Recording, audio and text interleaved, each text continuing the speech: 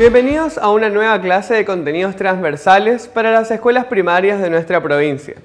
En la clase de hoy trataremos un tema que está en auge y en discusión en nuestra República Argentina. Hablaremos hoy de las reformas constitucionales.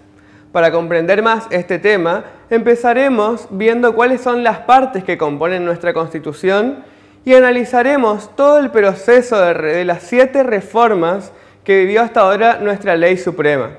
Desde 1853 hasta la fecha, son 7 las reformas que se hicieron a nuestra Constitución y hoy en día se debate si es o no necesario una nueva reforma. Acompáñame entonces a vivir todo este proceso histórico que nos involucra a todos los ciudadanos de nuestro país. Pasemos al desarrollo de esta clase.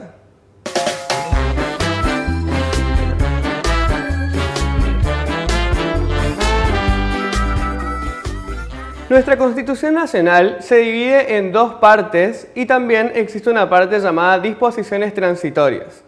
En la primera parte de nuestra Constitución podemos encontrar todos los artículos que tienen que ver con la Declaración de Derechos y Garantías de los ciudadanos de nuestro país. En la segunda parte de nuestra Constitución están escritos los artículos que tienen que ver con la administración del Estado. En cuanto a las disposiciones transitorias, son distintos textos anexos a los artículos de la primera y la segunda parte generalmente.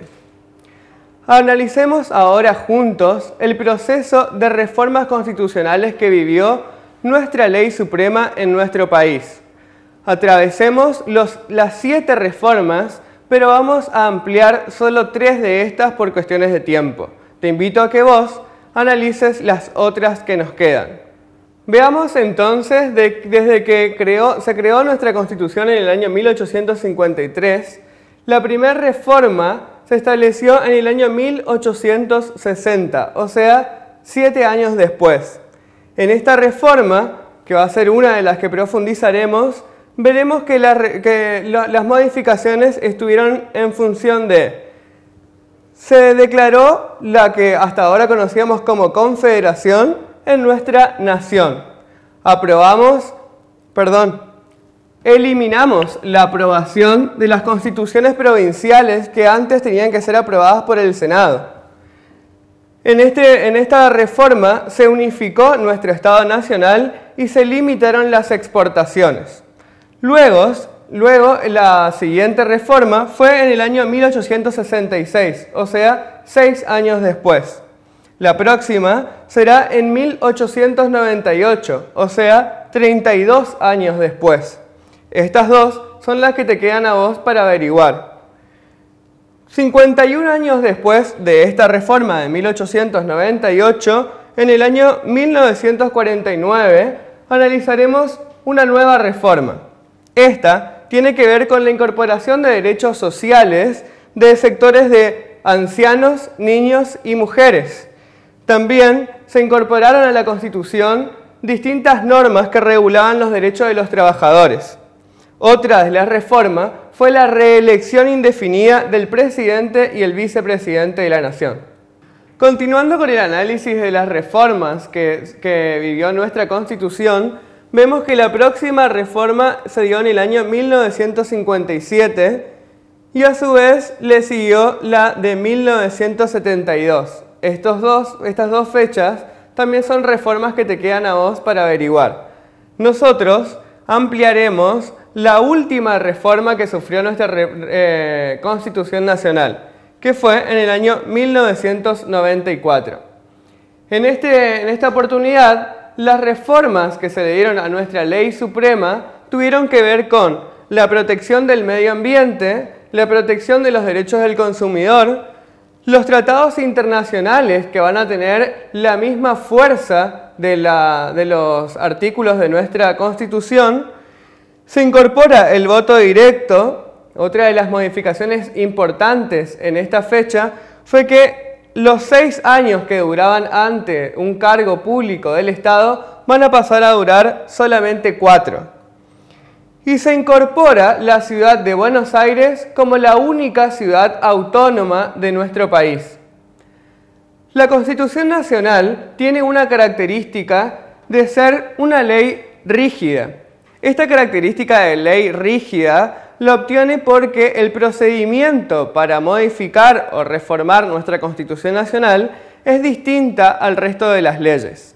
En el artículo 30, nuestra Constitución establece el procedimiento que debemos seguir para reformarla y dispone que la Constitución puede ser reformada en su totalidad o en cualquiera de sus partes.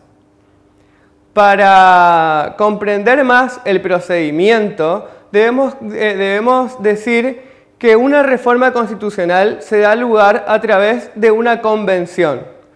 La convención es una instancia que cuenta con miembros que son conocidos como convencionales constituyentes. Para que se dé lugar a una reforma, es el Senado, el Congreso, el que debe declarar la necesariedad de una reforma. Esto se hace a través de los votos de tanto la Cámara Baja como la Cámara Alta de nuestro Congreso y debe contar con las 2/3 partes del total de sus miembros, de ambas cámaras. Una vez aprobada esta necesidad de reforma, se convoca a la convención y es el pueblo el encargado de elegir a los miembros o convencionales constituyentes. Una vez aprobada la reforma por el Congreso, elegidos los miembros de la convención, existen dos métodos para llevar adelante la reforma de la Constitución Nacional en nuestro país. Uno de los métodos, por el primer método, es el Congreso quien habilita los temas que luego serán redactados por la Convención. De esta manera se procedió en el año 1880, 1886, 98 y 1949. El segundo método es el Congreso el que redacta la reforma y el ejercicio o la función de la Convención es solamente votar positivamente o negativamente sin poder modificar el texto de la reforma. Esto se establece a través de un acuerdo que fue conocido como NCB o en núcleos de coincidencias básicas.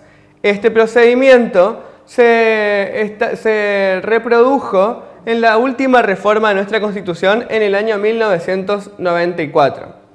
Hablemos ahora de cuáles son los temas relevantes en el debate de si es necesaria o no una nueva reforma en nuestro país.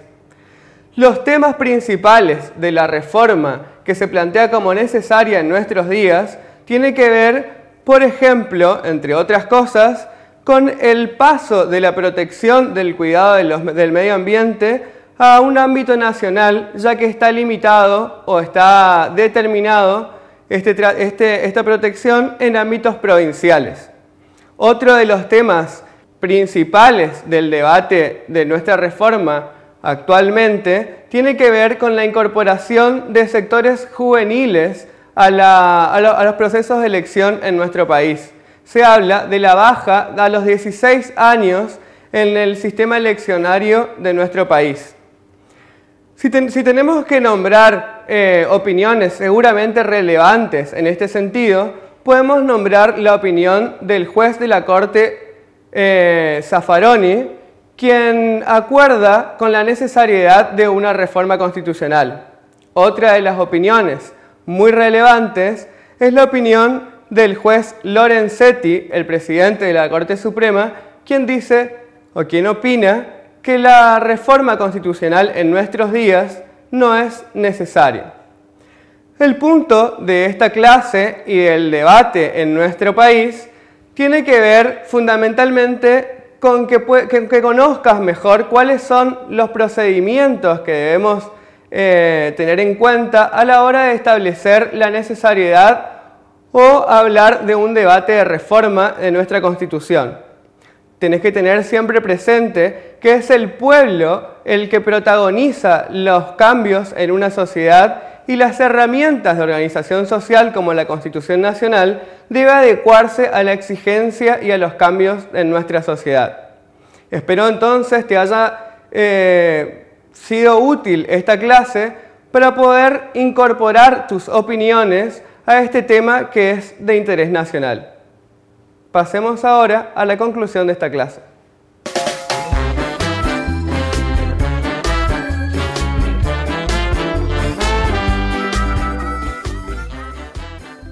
En la clase de hoy vimos que fueron 7 las veces que reformamos nuestra Constitución Nacional desde que fue creada en el año 1853.